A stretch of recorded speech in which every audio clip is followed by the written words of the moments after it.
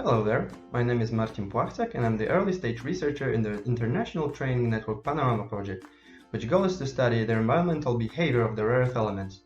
I would like to shortly take you through my research topic, which is environmental mobility of rare earth elements from phosphogypsum waste, fieldwork and reactive transport modeling.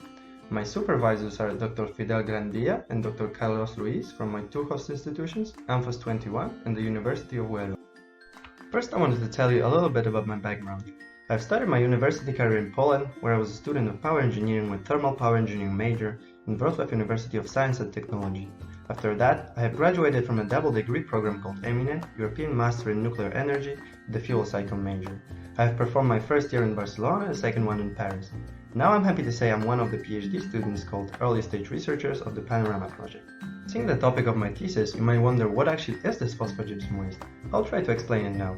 Phosphogypsum is a residue generated in the process of phosphoric acid production manufactured for fertilizers. When raw materials such as phosphate rocks are treated with the sulfuric acid, great amounts of byproduct called phosphogypsum are generated. It consists mostly of gypsum. Unfortunately, gypsum is not the only thing we could find inside there.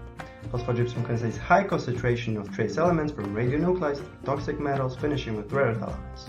Within my project, I will deal specifically with the phosphogypsum pile located in Huelva in southwest of Spain. Throughout more than 40 years of operation, the fertilizer industry in Huelva produced from 100 to 120 million tons of phosphogypsum, which is stockpiled directly on the marshes in the vicinity of the city. Since phosphogypsum consists of many trace elements, there is no barrier which could separate the phosphogypsum and the marshes, and they are located in the direct proximity of the mouths of the two rivers called Tinto and Odier. It is necessary to estimate the transport of trace elements, especially the rare earth elements, within the piles, and assess the impact of these elements on the environment. My work consists of few objectives. First of them is to gather geochemical data of the phosphogypsum waste in the site from the existing literature, which will be necessary in the process of modeling. Data which are still missing will be collected in the field throughout the sampling campaigns. The samples of waters and solid will be taken and analyzed further in the laboratory. Next of my objectives is to review and update the thermodynamical database of the rare earth elements. There are still plenty of information about the rare earths that were still missing, and hopefully the results of my work will provide additional data. And finally, the main goal is to perform the reactive transport calculation and establishing a 3D model of these waste piles.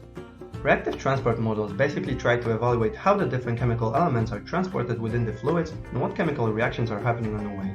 I'll have to assess the impact of weathering to the piles, if there is leaching of rare earth elements during the rainfall, are they actually transported to the marshes below the piles or they are retained inside the stack, what is the influence of the tides from the nearby estuary to the mobility of these elements.